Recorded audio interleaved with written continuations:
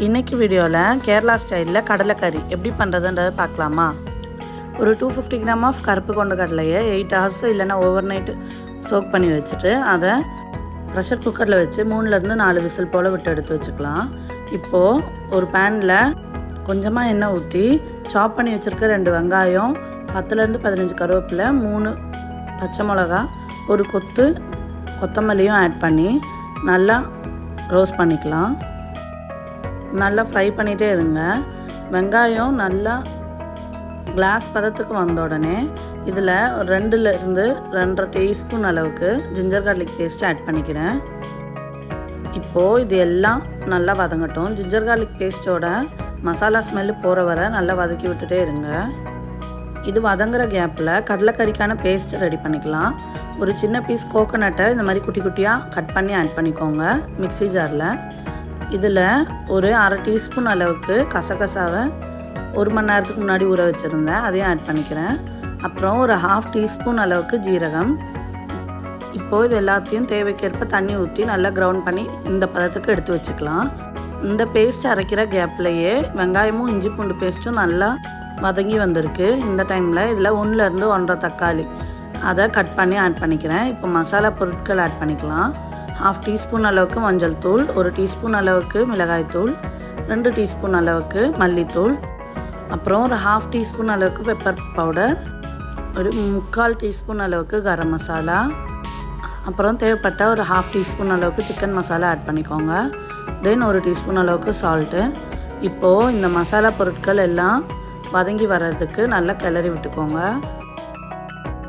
இந்த எல்லாத்தையும் ஒன்றா மிக்ஸ் பண்ணி இந்த ஸ்பைசஸோட மசாலா ஸ்மெல்லாம் போகிற வரை நல்லா வதக்கி விட்டுக்கோங்க. ஆல்ரைட், இப்போ எல்லாம் நல்லா வதங்கி வந்திருக்கு. இந்த டைமில் ஆல்ரெடி நம்ம பாயில் பண்ணி வச்சுருக்க சன்னாவையும் இதில் ஆட் பண்ணிக்கிறோம். ஆட் பண்ணதுக்கப்புறம் இதை நல்லா கலந்து விட்டுக்கோங்க. தென் ஒரு 10 to 15 minutes நல்லா லிட் போட்டு க்ளோஸ் பண்ணி வச்சுட்டு குக் பண்ணிக்கோங்க. இப்போது 10 to 15 minutes ஆயிடுச்சு. லிட்டை ஓப்பன் பண்ணி பார்த்தா கறி இந்த மாதிரி எண்ணெய் பிரிஞ்சு வந்திருக்கும். இந்த ஸ்டேஜ் வந்த உடனே இதில் நம்ம ஆல்ரெடி கிரவுண்ட் பண்ணி வச்சுருக்க பேஸ்ட்டையும் ஆட் பண்ணிக்கலாம். இந்த பேஸ்ட்டை இந்த கறி கூட ஒரு மிக்ஸ் கொடுத்துட்டு லோ ஃப்ளேமில் வச்சுட்டு ஒரு 5 minutes கொதி வராமல் பாயில் பண்ணிக்கலாம். ஆல்ரைட், இந்த மாதிரி கொதி வர டைமில் ஸ்டவ் ஆஃப் பண்ணிடுங்க.